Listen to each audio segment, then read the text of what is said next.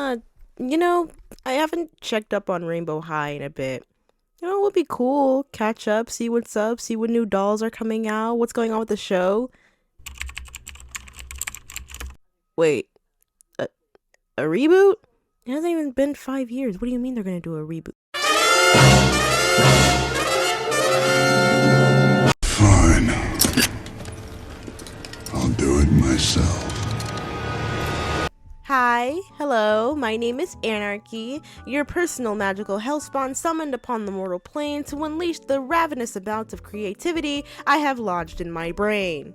If you're here from my TikTok, hi, welcome back. Hope you stick around here too. If you completely don't know who I am, I hope you like my content, and I hope you like it here. Now that that's said and done, let's talk about Rainbow High. Now, I will say really quickly that this is all simply my personal opinion. I love Rainbow High. I love the dolls. I love most of the designs. Heck, at some point, I even really liked the show. But not only does this reboot just scream to me cheap, money-hungry cash grab for the sake of capitalism, but even with the normal franchise, I can kind of see how it can fail to stand out or even become stale to people at points compared to LOL, Monster High, Ever After High, etc.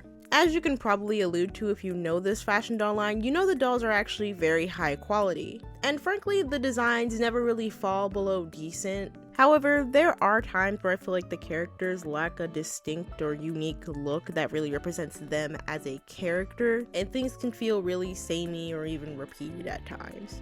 This is due to several things that people have been pointing out over the years, such as the lack of variety in hair type and hairstyle, lack of diversity in body type, and this one is really personal for me, but lack of diversity in fashion style. Kind of feels like all the characters kind of have the same aesthetic or have the same look, and it kind of gets boring after a while. Now, this was something they've actually been getting better at with their more recent dolls. Here are some of my favorites. However, the reboot seems to take all that progress, point a middle finger up at their audience, and throw it completely out the window. The outfits for our main cast range from generic to full-on atrocious. Slime is gimmicky and cheap and doesn't really add anything to the dolls and will probably be forgotten by younger kids in like 3 days. Show, in my opinion, is even more egregious since at times you seem to forget that this is meant to be a show about an art school and not a generic fantasy story with a bunch of random game show or competition elements just thrown at it. And I feel like what's more annoying about this is because MGA, who is the company that makes Rainbow High, has done this before. If you are unaware, Bratz is also owned by MGA. And Bratz was originally discontinued in 2016 following a reboot to try to make the brand family friendly to cater to younger audiences who just didn't care about it. Now, currently, they are rectifying this as Bratz has since come back targeting their original audience, but I am a little worried that Rainbow High doesn't really have that stay power, which is why I'm really hoping that this is just going to be a one-line thing and they'll go back to normal after this. So, after discussing with my friends and using my big gigantic artist brain, I decided to give myself the challenge of reimagining Rainbow High from its base concepts. This will include the story, the world building, the characters, and parts of the actual doll when they're in stores. Now, I will say this, I'm not a doll expert. I am just a silly little college student that's just trying to have some kind of fun. So I really do not know how feasible all of these changes will be. So this is all going to be majoritarily hypothetical and just me wanting to practice my character design and writing skills. However, if you are a doll expert, I'd love to hear from you and I'd love to hear your thoughts and ideas. So with that out of the way, let's get into it. So the first thing I wanted to cover would be the new world building for my version of Rainbow High, because I know I just really ranted about it, but I don't hate the whole fantasy magical aspect they're trying to include in the line. I actually think it could be used to really help it stand out and stand with other doll lines, but I feel like they don't know how to do it in a way that properly works for what they already have, which is weird because fusing magic in high school is one of the easiest things in the world. There's a whole genre about that. I don't I really do not see how this is hard for them. But for my version of Rainbow High, everybody is born with this little spark of magic called inspiration. Most people have a moderate amount of this magic, which is reflected in their designs as them representing at least one color. Some people have more of that spark, which means their color can span from 2 or even more if they just have that little extra bit, that little extra pizzazz. However, some people have very little or just full on lack this spark, which leads to them being either completely black and white or maybe being black and white but having some little bit of color. This will mainly become important when I start making my videos about Shadow High, but just keep this in mind. But basically, everything in this world is seen as an art form, and it's run by some of the most creative people in the entire world. And the world and the art of creativity functions with these little baby creatures that kind of represents the different concepts of creativity and all these different art forms in the world. Just for reference, think of those really cute creatures that are found in like Healing Good Pretty Cure. And with these two powers combined, they are able to basically protect themselves from the darkness and the evil that comes in the world and keep the balance of hope and magic and creativity. And that's why there are various schools, such as Rainbow High, meant to teach students to harness that creativity and harness that inner magic. Now, Rainbow High isn't the only school. There are several of these schools around the world, and each of them are run by a different council member. For example, Miss Wright. And speaking of Miss Wright, Rainbow High is still a very exclusive art school. They're still very strict, they're still very selective. But instead of just being selected based on talent, they're also selected based on the amount of inspiration that student has, or like that potential of unleashing that inspiration. And when students get accepted and pass their entrance test, which would essentially be the scavenger hunt that the girls do in the first season, they are granted 2 main magical items. The first item is their cute little magical pet. I know, again, I call these guys like demon spawns or whatever, but like I don't hate the concept of these guys. They just look really ugly. But another issue I had is that they kind of serve no purpose than to just be a gimmick. So in my version, these guys serve as like little assistants that will help the students throughout their year. Think the fairies from Barbie Princess Charm School. And the next thing they get is a magical item that will be attached to their pet's collar. These items are specific to every student. They're essentially a vessel and a way for them to channel their inspiration into a physical form as a type of magic. At first, their powers start off relatively simple, very basic, kind of feels like everybody has it the same, but as they start to grow and they start to go through school, these powers will develop into something specific to them and their specific style.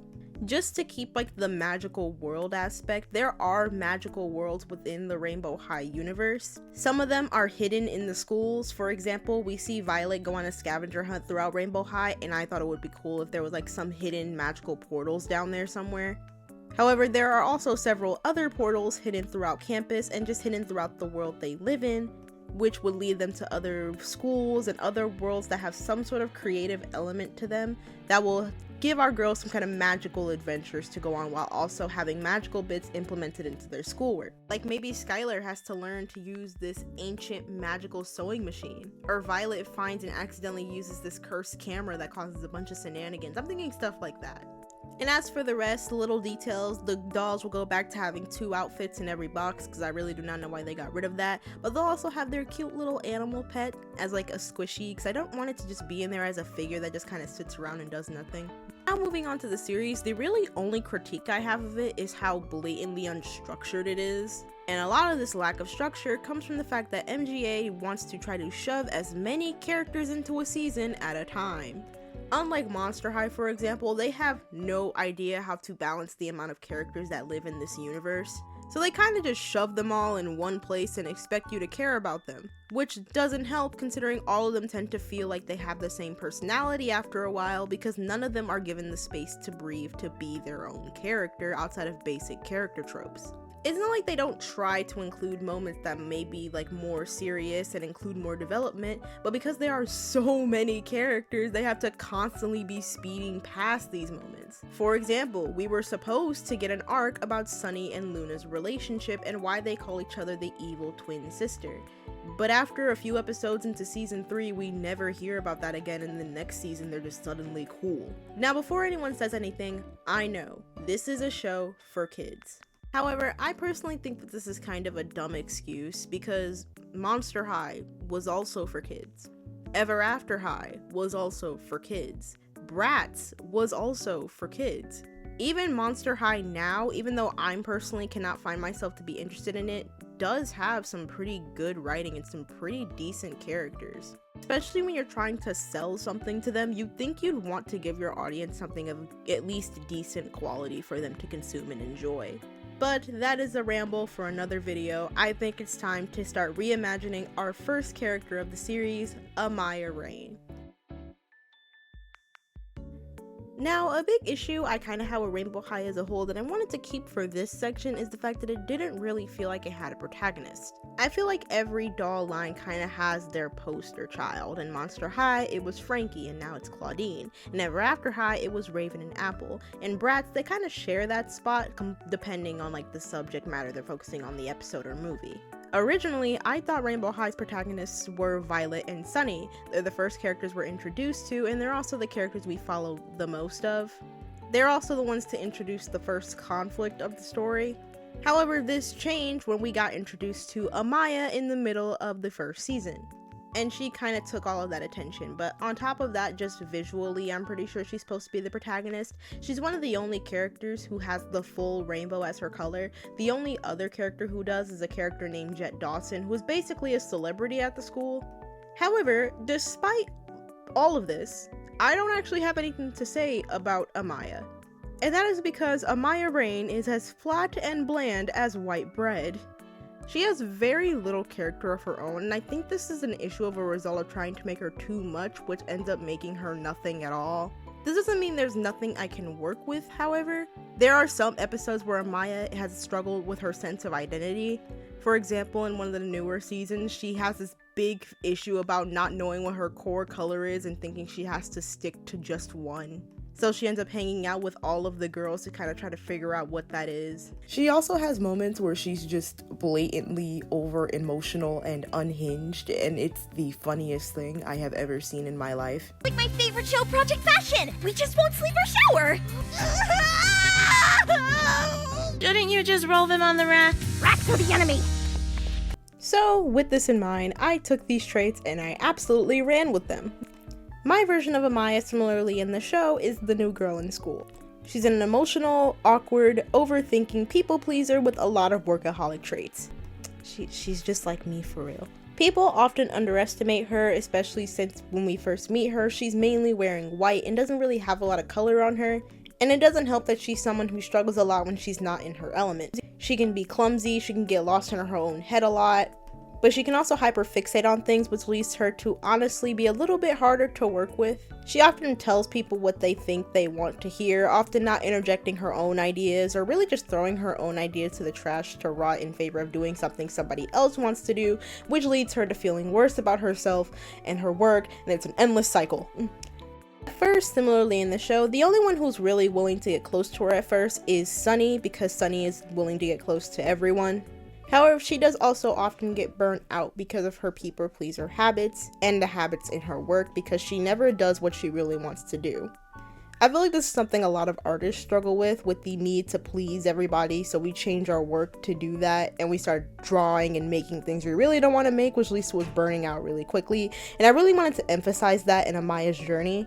But I also wanted to make it clear that Amaya acts at first as more of a follower instead of a leader, which ends up becoming a problem because she ends up becoming the leader of the group she will be with for the entirety of her time at Rainbow High, which suddenly gives her the responsibility of making sure her and her group gets through the next 6 years. If you're confused, I forgot to mention this before, but Rainbow High also extends into 2 years of kind of like college. So it's called Rainbow High, but it's also a little bit of a college too, but anyways. This comes to a shock for everyone, especially her, because she doesn't think she has anything to offer, and she doesn't think she's capable of running a team. However, she slowly comes into her element, and with that she becomes a completely different person. She's confident, she's structured, she's cunning, she's snarky. She's a real go-getter. Though she does still struggle with all the things I mentioned before, and she will continue to find new flaws and struggles as she grows, and so will the rest of her team. But I really wanted Amaya to be someone who could light up a room with color and provide a bunch of different new perspectives. And I'll be expanding on this into later videos because I do want this to be like a whole series, not just me redesigning the main cast. And I do want to expand on what I have right now. But for now, let's move on to her designs. Starting with her design from the reboot, it's definitely the ugliest to me, mostly because of the colors. Before, Amaya was relatively good at balancing the amount of rainbow she had on her design. While there are some issues I have with them, they never really felt overbearing or too much to look at on her. Here it's just a mess. Her maxi dress is hideous, and because there's little to no detail to really break up the design, it just looks like a big sequence rainbow blob on her body. And it also clashes really hard with her already really rainbow hair, with the only thing separating the two being this tiny blue jean jacket. My friends and I described it as like a soccer mom that's trying really hard to be hip with the kids. And as mentioned before, her pet, and frankly, all of the pets in this franchise look like demon spawns that are gonna crawl up from under your bed and nibble on your ankles. And to me, this kind of just solidifies that this new reboot isn't really supposed to be Rainbow High, more than it's supposed to be a cheap reboot of their Poopsie Slime surprise dolls that led to Rainbow High existing in the first place. Moving on to Amaya's original design, starting with the blue hair Amaya era. I actually don't hate this look or a lot of the other looks from this era, but I definitely think it's one of the weakest when it comes to character for me. Her blue hair really steps on Sky's toes. There's nothing really unique or distinct about her outfits. Hell, here she's just wearing a black version of Sunny's original dress. And it doesn't help that there, again, isn't much diversity in hair texture or style, so she has the generic style they put on all the girls if they're not wearing a hat. The outfit she's introduced in, however, is my favorite, minus the hairstyle, but everything else is great. It shows off her personality a bit more, and I like the fact that they used mostly white and then transitioned into having more color in her outfits. I think that was a great use of visual storytelling. Though I do think all of the white combined with her pale skin is a little, kind of blends together just a bit.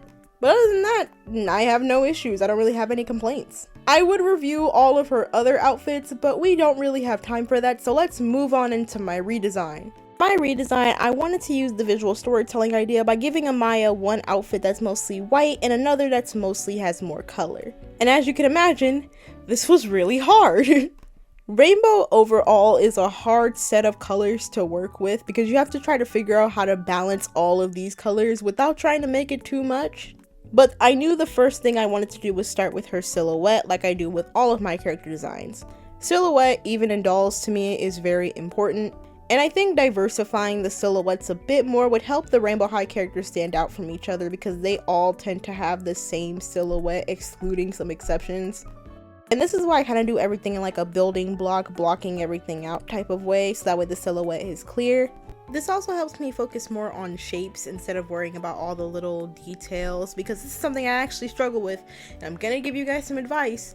More detail does not mean the design is gonna be more interesting. Not to say a detailed design can't be interesting, but slapping a bunch of patterns and jewelry and all these things onto a design isn't gonna really make it more memorable. In fact, you're gonna make it harder on yourself, especially if you have to draw these characters over and over, because there are just gonna be a bunch of details that are very tedious to draw, that are gonna be forgotten, things of that nature. And when you have the added notion that all of these details are going to be on a doll, yeah, it's gonna become very cluttered considering how small a doll's frame is. For the actual style, I decided to go for a Y2K kind of look, kind of something you would see on Bratz a little bit. Here's some of the references for so you can like kind of gauge what I'm trying to go for. And I'm planning on giving all the girls some kind of unique fashion style that I'm gonna try to stay in the range of. I'm also making sure to include the Rainbow High logo and the word rainbow somewhere in the design, because I stopped doing that after a while, and I thought that really sucked because I feel like that's part of what made Rainbow High's outfits so iconic. When it comes to actual major changes though, I did decide to give Amaya brown skin and make her of Indian descent. I did this for two reasons. Number one, her pale skin combined with all the white really made things clash together for me, and it just didn't look right. So giving her brown skin kind of helped break up that design and kind of help the color and the white pop a little more. But also it helps with a bit of the diversity issue, which is actually a critique Rainbow High often got. So I feel like diversifying our main cast is kind of like a step in the right direction. But I also ended up making her hair brown instead of white for the same reason as I changed her skin tone. The white hair was really clashing with a lot of the white outfit. Plus, I feel like giving her brown hair really helps thematically. And I'm sure she's gonna have other hair colors and styles, considering Amaya does do a lot with her hair. I like to color my hair to match my mood. Right now I'm thinking pink, green, and turquoise. Which leads to the change in her character that I didn't mention. I'm changing Amaya's focus from fashion design to hairstyling. I never really liked that Amaya and Sky always had the exact same focus. I feel like that really stepped on Sky's toes a lot. But one of the first things we learned about Amaya in the show is that she canonically really likes experimenting with her hair. So I feel like making her focus like something in the hair department was kind of just the natural way to go. And I know that Jade technically also does hair, but it's really only mentioned in like one episode in season 1, and after that she's mainly focused on makeup, so I think I can get away with making this change. But going back to the outfit, starting with her colorful one, the only issue I really had was her jacket. I did not know what I wanted to do, because on one hand I didn't want there to be too little color, but I also knew I didn't want to use too much black. But also, I really liked Amaya's see-through jacket from her first introduction outfit, and I wanted to try to incorporate that somehow, but just didn't know how in a way that didn't look really weird. So eventually, I landed on making both the underpart of her skirt and her sleeves a sheer rainbow color to kind of incorporate the color while also keeping the see-through aspect that I wanted. I gave her a simple tank top with the rainbow logo and the Rainbow High logo on her chest, along with some fur along the top. I also added this really cute chain that can be seen on one of Amaya's boots onto her leg warmers, but made the letters rainbow colored so that way the diversifying of color isn't inconsistent, or it doesn't make like she isn't too top heavy, if that makes sense. For the sweater dress, I wanted to make it feel like she was covering herself up, but still wanted to look fashionable, so I gave her this oversized sweater with a corset. I imagine the corset subtly like symbolizes that she's trying to constrict herself. And on the actual doll, the corset can be removable, so this way she's just wearing an oversized sweater with a black crop top with a little heart hole in it with little white stitching to add some detail, along with a high-waisted skirt with some lace on both the sweater and the skirt, and these really fluffy, like kind of like lace, like leg warmers that I found on Pinterest that I thought were really cute. Similarly to her first outfit shoes, I gave her some heels with a buckle with the Rainbow High logo, some rainbow on the actual like heel and under parts, that way the color is distributed evenly, and there we go. The last thing I did was Amaya's pet, because as I said, that thing looks like a demon. It reminds me of the elephant from Barbie. If you know, you know.